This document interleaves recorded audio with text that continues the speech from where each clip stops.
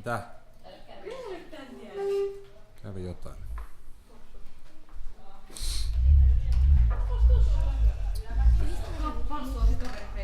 Niin tää menee tämmöseksi. Joo, pitää valita sieltä toi joo, gradientti ja sit sun vois ehkä laittaa joku muu kuin valkoisen. Eli käännä noin toistepäin tästä pikkuloista siitä ensin ja sit siihen valkoiseen laitat jonkun muun värin. Ota vaikka joku punainen vaikka tai joku mikä on selkeästi eri värinen. Nyt siinä on valkoinen.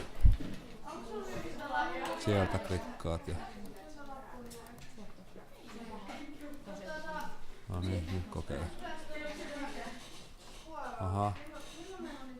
Sulla oli väärä leijeri valittu, nyt olla toi leijeri. Aika hailakat noi värit.